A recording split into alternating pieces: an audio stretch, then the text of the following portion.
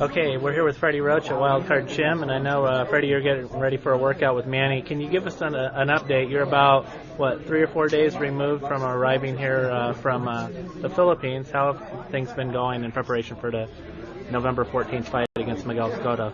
Yeah, things are going well. Monday we had a real good day in the minutes, and then yesterday he boxed 10 rounds. He did very well. Better than I expected, because we still have a little bit of jet lag. We're still not sleeping that good yet, so that's why he's a little bit late today, because we had a hard run this morning on the track, and then he just passed out, so he just woke up. He's on his way right now, so he's gonna be a little bit late today. But it's gonna take us 4 or 5 days to get through the jet lag.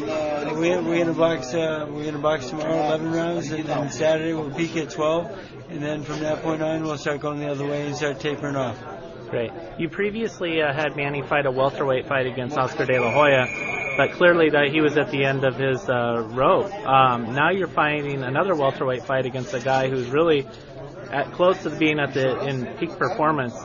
What is that? Can you talk about the challenge of Miguel Cotto and how you try to win this fight? Well, Cotto, after we beat Cotto, they're going to say that he got beat up by Margarita and that he's slipping too. I mean, I still get frustrated when people say Oscar was all done. Before the fight, he was going to kill us. I mean, did Oscar have a bad night, or was Manny just too good for him? I look at it as Manny being too good for him. So, you know what? We're going to be too good for Cotto, and they're going to say that Margarita won the fight for us. But that's the nature of people, so that's okay. But the win's important. Manny's in great shape, and I've studied tapes of Cotto very well. I know his strengths. I know his weaknesses. We're going to take advantage of both, and I love Manny in this fight. I'm very confident. Manny's on top of his game right now, and he's really getting used to the weight. He's punching harder than I ever saw in my life. He's punching. He hasn't lost any speed. His power is great. He weighed 150 pounds yesterday. The weight's great. No problems. Now, I know that you guys were actually, when you picked up your Fighter and Trainer of the Year awards in New York, you were basically able to sit ringside and watch Cotto fight in his last fight against Josh Clottey. What did you observe that evening that made Manny say, yeah, that's a fight I'm going to take, let's go for it? He's hittable. He's a little bit slow.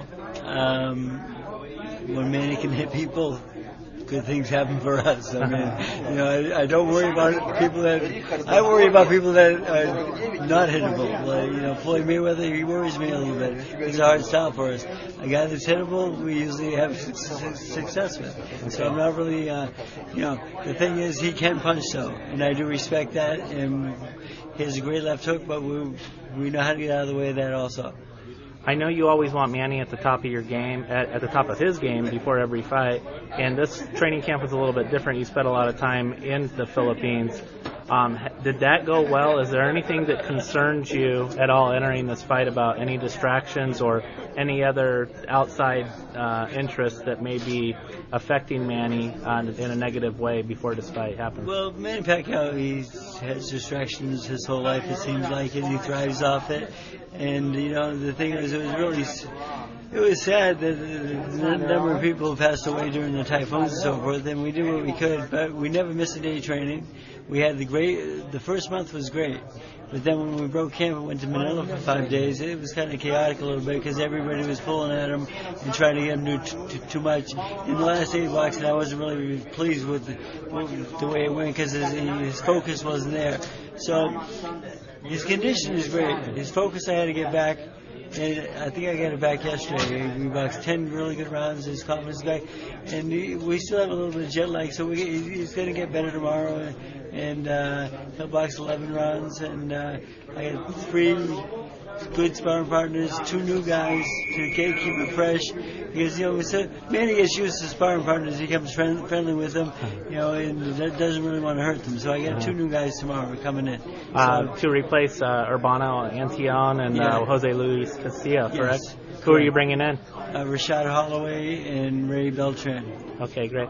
And the environment of Wildcard is sort of like there's chaos going around, but it's like a chaos you can control, right? We can control it. We keep it as quiet as possible, and you know, we know we're going to sell the fight. We know the press has to come in and do their job also. So you know, a little give and take here and there. But his focus is getting better, and we had a great run this morning, and that's why he overslept a little bit this afternoon. But you know what? He's world champion. He deserves it. Great. Thank you, Freddie.